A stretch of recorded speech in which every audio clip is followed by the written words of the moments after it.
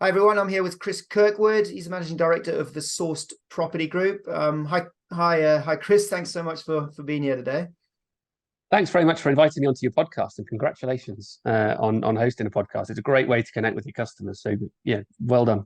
Yeah, well, it wasn't my idea. So my team were the ones that said I needed to do this. So I'm still learning. So treat me gently, Chris. I'm not some sort of expert pro podcast hoster, if you like. So we'll see how it goes. The further you get up in the hierarchy of a business, the more the marketing team treat you as a guinea pig, right?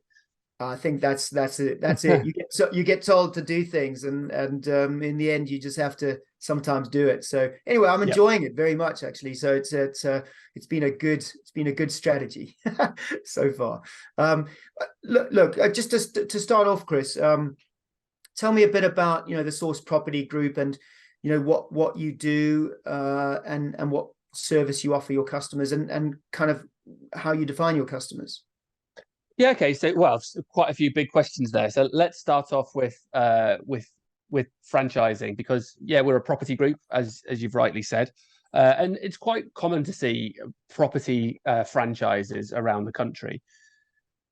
But we've attacked this from a completely different angle, because the kind of franchises that you see quite frequently are like letting agent franchises, or estate agency franchises. We're attacking this from an investment property angle, because essentially me and the other owner, the other main owner of the business, Steve, we've been involved in investment property for me about 15 years, Steve about 20 years.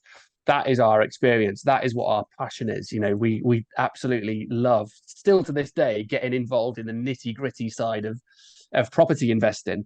And so we look back at the sort of landscape of property investing, and there was nothing like this. You could get training from the odd place, or you could get mentorship from the odd place, or you could get funding from the odd place, but there was nowhere that sort of brought everything together to give people a realistic chance of not only having the systems and processes to build a cash flow from property, but then take that to the next level and start making those big pots of money from actually investing in property and either adding to their portfolio or flipping property, and making those big pots of money.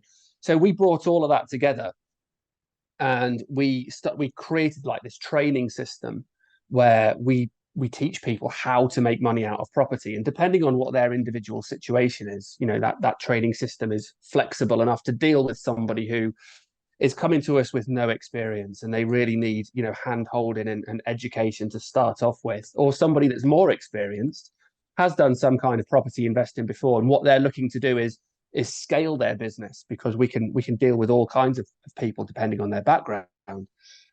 At that point, once they've got that education, we looked at, well, what's the sort of secret sauce that makes that education actually create results? And that was all about our support system. We saw that there's lots of education out there, but a lot of people that went on the education courses weren't actually taking that knowledge and putting it into practice. Clearly, the knowledge wasn't enough, and so we at Source created a system where we put a huge amount of resource into the support to make sure that the support team that we had not only had processes that they were going to follow in order to make our franchisees most successful they could be, but also to give them the power to either, with how to put this in a delicate way, to pat people on the back when they've done something good and say, congratulations, well done, you're moving in the right direction, but also give them the ability to kick them up the bum if they weren't doing enough, because people get into property because they want to be very successful, and we wanted to make sure that our support team had the power to drive people along, because it's all well and good creating a goal when you first start out in property. It's quite easy to sort of forget what that goal is and relapse into a habit of not doing what it's necessary to do every single day, because if you buy a McDonald's franchise, for example, you're selling burgers all the time, right? So you can see that transactional thing happening a lot, but in property you've obviously got fewer transactions happening, so it can be a thing where you just sort of take your foot off the gas a little bit, and we wanted to make sure that wasn't happening. We wanted to make sure that when people are at their peak ambitiousness, if that's a word, that those goals that they've created, the momentum for that follows through. So we created this system And then we created this system at sort of the start of 2018. And then since then, we've started to generate our own property leads that we give to our franchisees. And we've also started a funding platform. So not only can we teach our guys what to do, not only can we support them and make sure they do what they're supposed to be doing, but also we've got a funding platform so that when they actually need to be funded, they don't have to look elsewhere for the funding. They can come straight to us. We can fund their projects and they can get these bigger projects over the line. So it's an unusual sort of property franchise because it's specifically looking at investment. But, you know, I think everybody in the UK at some point considers buying buy-to-let properties or buying property investment properties, because we as a nation have a love interest with buying property and owning property.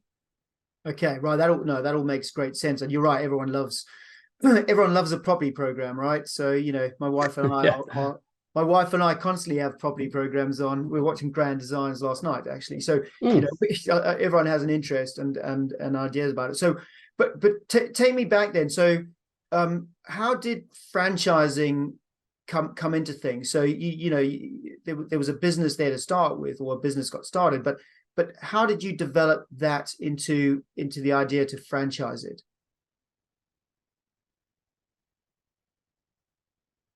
Hi, Chris, did you? Yeah, that's a really good question. Well, we want. Can you hear me?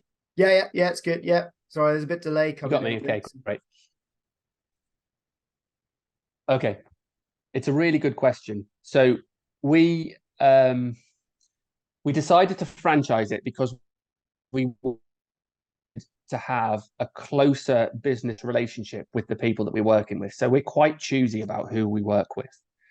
We are not and have never been all about numbers and having, you know, a huge amount of franchisees on our books. We want to be very selective about who we work with to make sure that the people that we're working with are ambitious and they want to, you know, that they want to achieve big things within property. So they've got that ongoing commitment to property. So the franchise came about because that empowers both of us to have, you know, that 5-year business relationship, because property is not going to happen overnight. You know, if you want to change your life by creating wealth in property, it's going to take a period of time. And we weren't interested in people that just wanted to come on a training course, see if it worked, and then potentially just walk away, you know, because we'd have put a huge amount of time and effort and resource into their education and into their support to make sure that they were successful. So we wanted to create an ongoing business relationship between us and them to make sure that you know, they had an adequate amount of time, and they understood what an adequate amount of time was in order to make a success out of property. Because especially for the guys that are looking to build, you know, big units, they might have, you know, done small flips before, but now they want to upgrade into, you know, commercial conversions or something like that, where they're creating multiple flats out of one existing block of maybe commercial property. That, to find the right deal might take 6 months. To then buy the right deal might take a further 6 months. To then do that conversion might take 2 years. And so we're 3 years in, and, you know, that pot of money that they can create at the end of that project could be, you know, into 7 figures. And obviously it's worthwhile if it's going to be 7 figures, but it takes an amount of time to get there. So we wanted to make sure that from the very offset, everybody knew where they stood, everybody was committed to that length of time, and therefore that the way that we saw it was that was going to enable us to be a lot more successful with the franchisees that we worked with. Okay, no, that's good. And when did you actually franchise the business? Like, when did you take on your first franchisee, and where are you up to now in terms of numbers, and where are you looking to get to in terms of numbers in the UK? Yeah, so again, good question. So we took on our first franchisee right at the end of 2017. So the business started trading in September 2017, and shortly after that, we took on our first franchisee. Currently, and we're at, just to date stamp this, we're in November 2023, and we're currently on just over 200 franchisees who are based all around the UK. Yeah. In terms of overall goals, well, we don't have an ambition for a finite number. Now, what we do is, because we're so focused on the amount of support that we give each and every one of our franchisees, then we set ourselves targets every quarter. And those targets are not so much for, what we want to get to. It's all about limiting the number of people that we bring on in order to make sure that the systems and resources that we have at Sourced can cope with the number of people that we bring on. Because obviously we need to, that if we get more franchisees, then we need to have more support people. And if we get more support people, we need to make sure that they're up to the level as to the rest of the support team. The worst thing in the world would be if franchisees are talking to each other and they say, well, actually, this person in the support team's got more experience than this person. We want to make sure that all of our support guys are at exactly the same level, so that that consistency of quality that we're giving out to our franchisees remains all across the country. So in terms of overall numbers, we set quarterly limits to the number of franchisees that we can bring on. And that's all about service quality. Right. Okay. And so you've got a big network. You're obviously dealing with a lot of franchisees and people. People can bring problems, as everyone knows, and every franchisor knows as well. What are some of the biggest kind of hurdles or challenges you faced building up that network, and how have you overcome them? Yeah, again, really good question and very pertinent. Straight to the heart of franchising for us. So, I think we're at a significant advantage over many other industries that decide to franchise, and the reason for that is property is all about A, dealing with people, and B, creating solutions. Every single property deal that we do is different in some way, because it's got to be structured differently, because it's all about coming up with a collaboration between all the people that are involved in that property deal. And because we have our background in property, that's enabled us to make what I would consider humbly and modestly a success of building a franchise network, because it's the same thing. We have people who bring different problems to the table and unique problems to the table, and we are able to find out, quickly identify what they are, get to the meat and bone of exactly what the problem is, and then come up with solutions for it. I'd say, to be perfectly honest with you, because this is quite an entrepreneurial sort of franchise. It's not so much a process-driven franchise where you literally pick up an operations manual and then you put that operations manual into practice and it's done. You need some entrepreneurial spirit in order to make a success out of property investing, and therefore, the problems that we've had more so are about that potentially that lack of entrepreneurial spirit or that lack of mindset, because especially in property, I think maybe more so than other industries, perhaps you're better off telling me this than I am. You're going to fail. You are going to fail. You put offers in and those offers aren't going to get accepted. You're going to try and make relationships with estate agents, and estate agents are going to, slam the door in your face. It's part and parcel of trying to grow a business. And we have, in our recruitment process, we have, questions and process that we go through to make sure that everybody that we bring on board has got that entrepreneurial spirit and is going to be able to handle rejection or going to be able to handle failure. But, sometimes people can say the right thing when they're going through the recruitment process, and when it comes to putting it into practice, it's not always there. So I'd say that's been one of the challenges that we have to deal with. But we have a very competent and capable support team who, like I said, they've got the ability, if necessary, to actually go to where a franchisee is operating and walk into estate agents with them and have conversations with estate agents with the franchisees sitting next to them.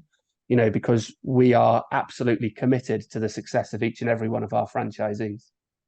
All right. So to someone listening, Chris, who either is interested in becoming a franchisee with you or knows someone who might be interested, firstly, where's their best online place to go to find some more information?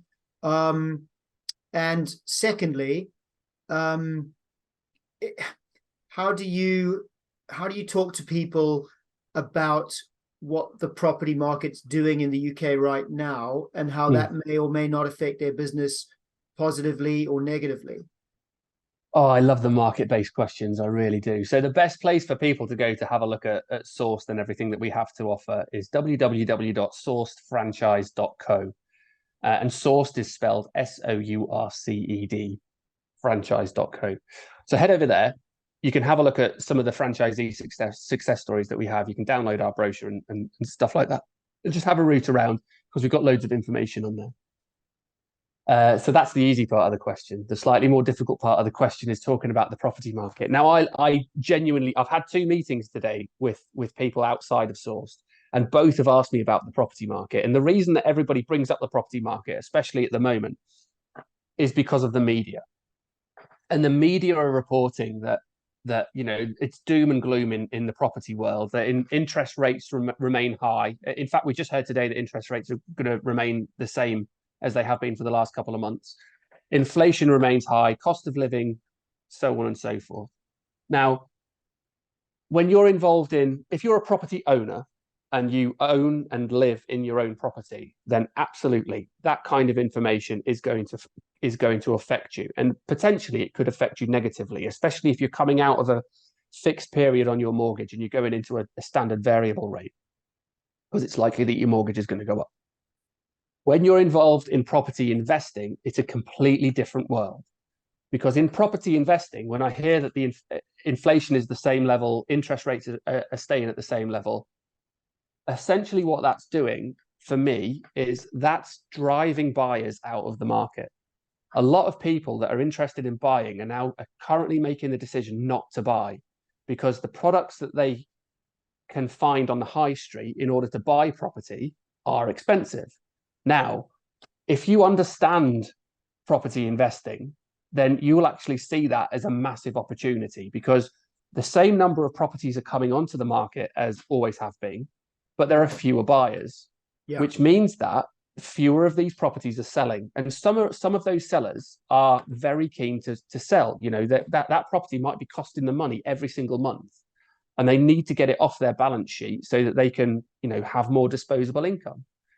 Therefore, those people are more likely to accept offers for those properties. Right now, there are going to be deals done where people are accepting 40, 45, 50% discounts for their property in order to get rid of their property.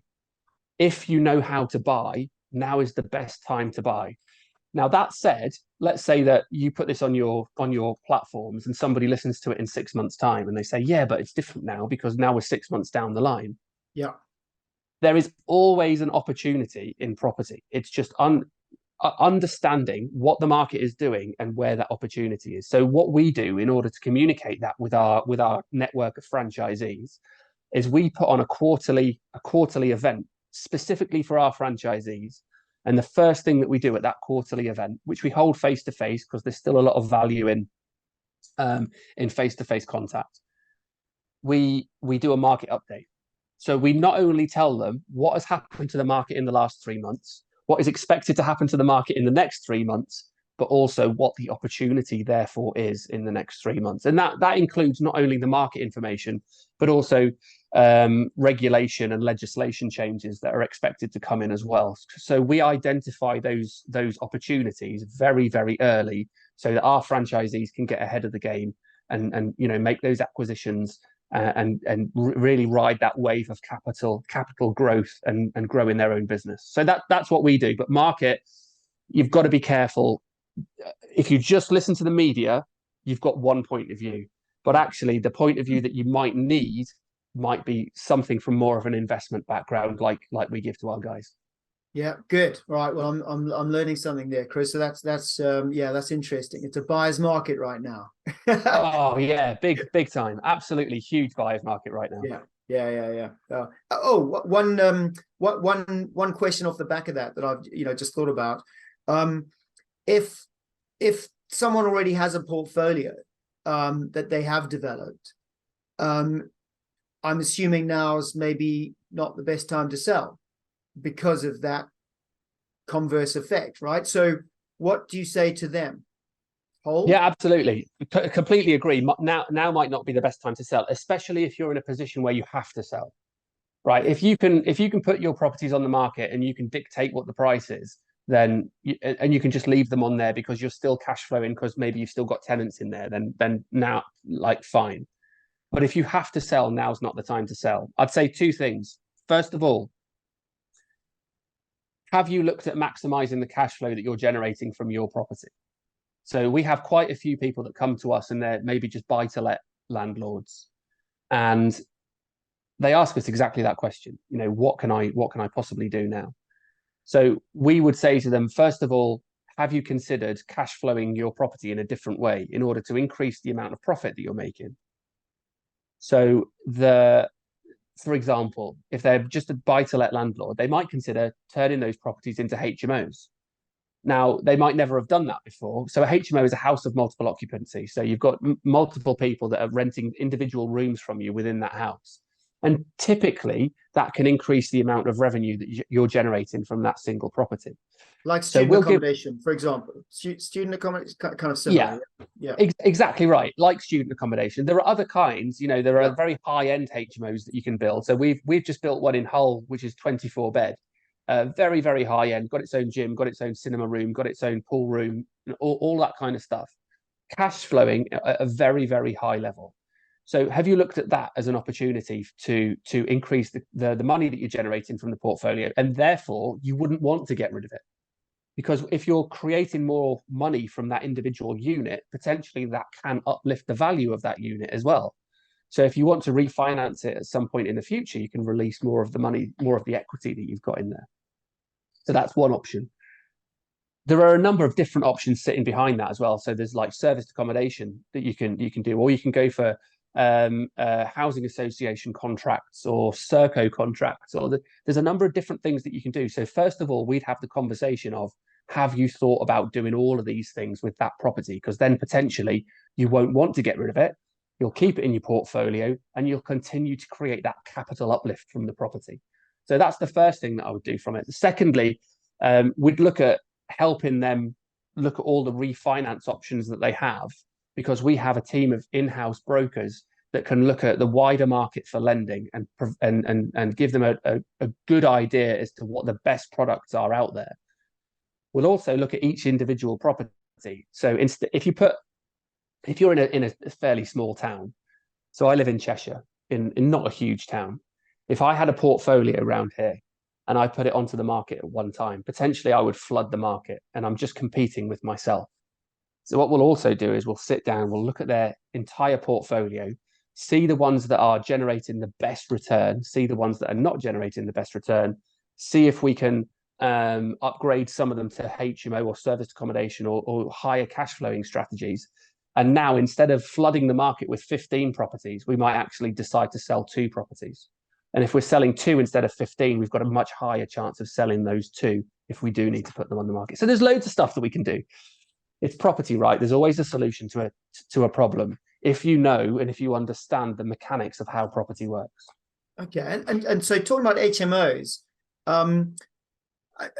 in the UK market, like, it's really interesting for me that affordability for first time buyers and all of that is becoming way more difficult, right? So talk me through about how many people now, young people probably mostly, are considering owning a house together and maybe even living it together, like in this HMO. But so it's the shared ownership thing. And is that becoming more and more of a thing in your opinion, or what, from where you see things? Now you're seeing the opportunity in the market. This is the proper entrepreneurial stuff that you're going through now. Now it's exactly the right way to look at it. Yeah, 100%. So what we've seen is exactly that. Because of cost of living, because of the interest rates being high, it's more difficult for young people to buy that first property. And with interest rates being high, lenders tend to become more cautious. So instead of offering you a 90% mortgage like they might have done 3 or 4 years ago, now they're bringing that down to a 70% mortgage, which means you need more cash in your pocket to buy the same property. Now, that might not be achievable for everybody, but they've accepted a job that's over the other side of the country, and they still need to move in order to, climb the career ladder. So what do? You're exactly right. they look for those high-end HMOs. They look for those HMOs where their costs are controlled, their costs are understandable because it all comes under one cost, and they decide to live in one of those HMOs. A lot of people, especially students, like you said before, have got the experience of living in a HMO, so they're familiar with that kind of environment. But obviously now they're getting paid instead of being students, so they want to upgrade the sort of HMO that they live in. So that sort of high-end HMO creation and renting out, refinancing it and renting it out is a huge opportunity right now, because not enough people are fulfilling the need that is there in those young professionals. So there are more young professionals out there looking for high-end HMO rooms than there are HMO rooms. So we've identified that as one place in the market where it's not being fulfilled as well as it should be. And so at our last Source Summit that we had every quarter, and at the one before that as well, that was one of the strategies that we identified to our franchisees and said, look, guys, here's the market data, here's what's happening. This is these are the amount of jobs that are being fulfilled by these younger people.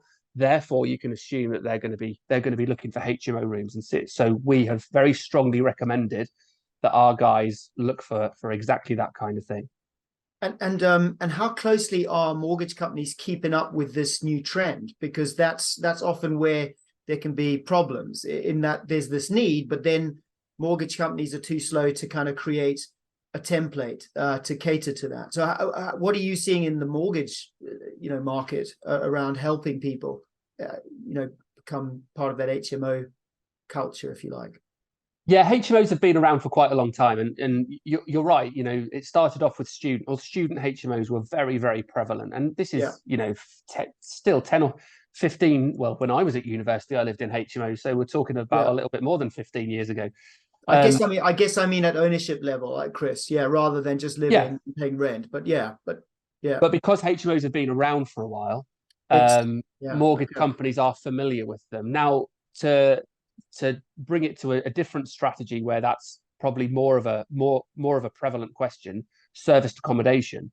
And how many mortgage companies have kept up with the serviced accommodation world? Because serviced accommodation, especially in the last 3 or 4 years, has absolutely boomed. Well, since COVID, has boomed.